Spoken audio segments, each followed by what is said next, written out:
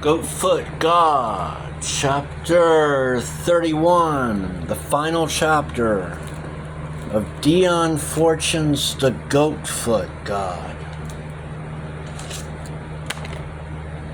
The full moon rode high and cloudless over Monk's farm as Hugh and his bride stacked the dirty crockery of their wedding supper into the sink to await the morning's wash-up and la jokes.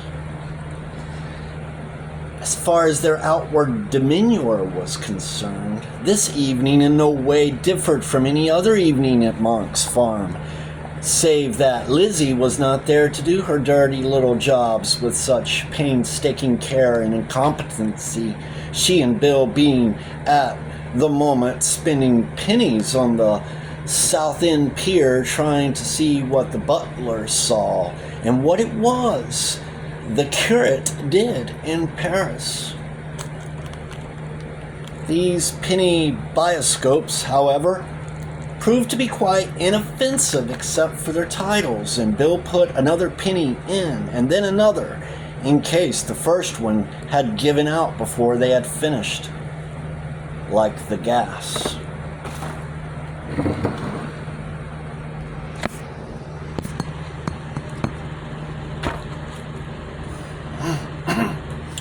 Monk's farm was quiet, with a quietness that seemed almost uncanny to the ears that had rung with the noise of London all day. The dog barked on a far-off farm. A misguided rooster crowed, and between each sound there were long spaces of warm-scented stillness as a faint breeze stirred soundlessly in a line of ancient thorns laden with blossom. The afterglow faded from the west, and a bright, low star came out over the pines. Then from the furthest thorns came gluck, gluck, gluck, and a long liquid bubble. "Our wedding march," said Hugh, squeezing Mona's arm where his hand lay. "Come along, I've got something to show you. But first we must assume our wedding garments or we'll get chucked out, same as the fellow in Scripture." When Mona rejoined him, she wore floating green, but the moonlight took all color from it, and she looked like a gray wreath. Hugh himself wore the traditional fawnskin. They went down between the herb borders, hoary silver in the dusk, crossed the bare pasture, and entered the pine wood, now cleared of brambles. In the dense belt of yews, an arch had been cut, and an oak door fitted, an iron-studded door, reminiscent of Ambrosius. They came out into the little lozenge-shaped glade bathed in moonlight, and away scurried dozens of rabbits, all except one baby thing that lost its head and took refuge in the shadow of the pillar and stayed there throughout the proceedings, as if representing its master, the Lord of the Wild. Hugh offered no explanation, and Mona offered no comment.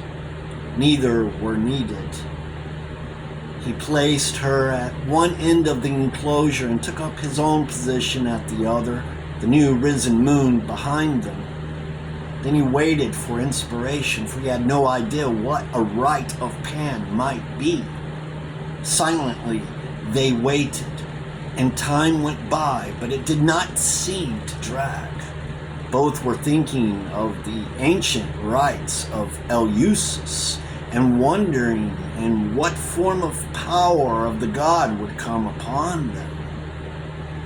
Once only Hugh stirred to raise his arms in invocation. Mona never moved.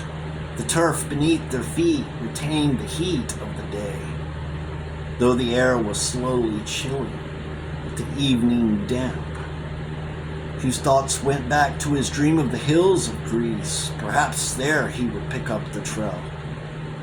He followed in his mind the path of the dream, up the steep hillside, through the sparse wood, and then almost involuntarily, he entered the deeper wood and felt the cold pang of fear that lurked there, waiting for him. He felt it in his solar plexus, like a hand gripping, and a shudder went all over him. He saw the hanging points of Mona's drapery flicker and knew that she had shuddered too. Then he saw that between them was a path of pale golden light, and it was not moonlight. A breath of wind began to stir in the narrow space between the encircling yews, a little cold breath of air that moved softly over them as if filling them, paused, and moved again and was gone. Then the temperature began to rise. It rose steadily, rapidly, till Hugh wondered when it was going to stop and whether they had indeed landed themselves into hell, the parsons prophesied. He felt the sweat break out on his chest, left bare by the fawn skin. He found it hard to breathe, and his breath came short and quick. The band of light across the turf rose hip high. It bound him to Mona as the current binds a man to the live rail. It was far stronger than he expected, and again came the pain of fear. Then the place began to fill with light, overpowering the oppressive heat, so that they thought only of the light and forgot the heat. It was a curious light, neither of the sun nor the moon nor the stars, more silvery than the golden band that still shone amid it, less silvery than the pale moon glow and the stars. And in this light all things were reflected. The earth spread away into space in a great curve, with their grove upon it. It swung through the heavens in a yet greater curve, the planets circling round it, and it was ringed like Saturn with luminous bands. This was the Earth aura, and within it lived their life. Their psychic selves breathed in those bands of light as their physical selves breathed in the atmosphere. And within the earth was the earth soul, all alive and sentient, and from it they drew their vitality. Mona knew that these things were there all the time, though in their normal state they were unaware of them. But Hugh thought that they had come at his invocation, and felt that the whole swinging sphere circled about him, and for a brief moment knew Godhead.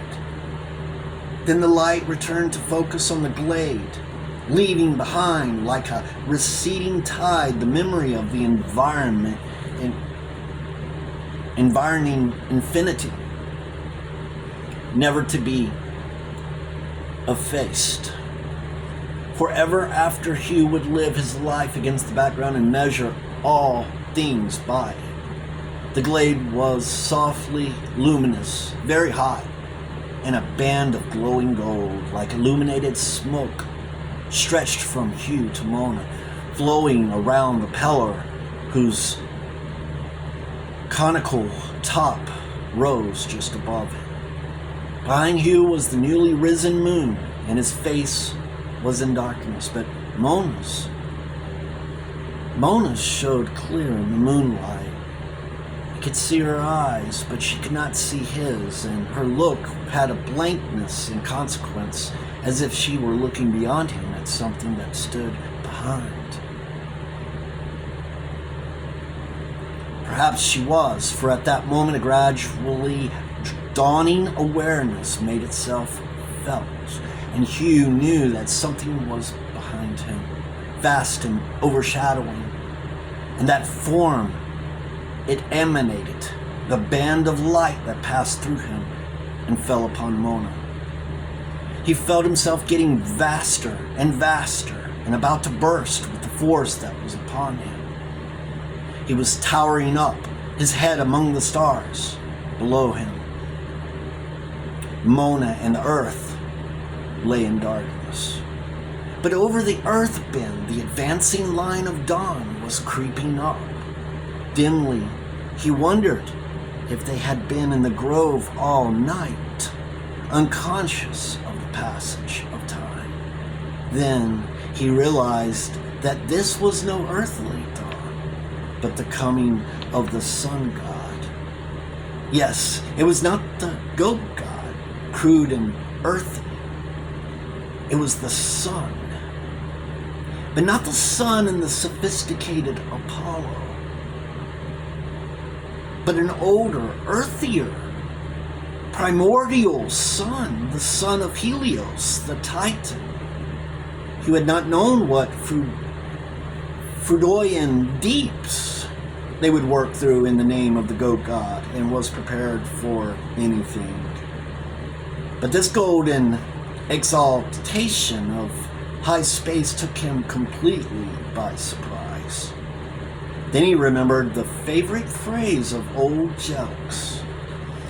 All the gods are one god, and all the goddesses are one goddess, and there is one initiator. The All-Father was celestial Zeus, and woodland Pan, and Helios, the life-giver. He was all these things, and having known Pan, a man might pass on to the heavenly gate where Helios waits beside the dawn.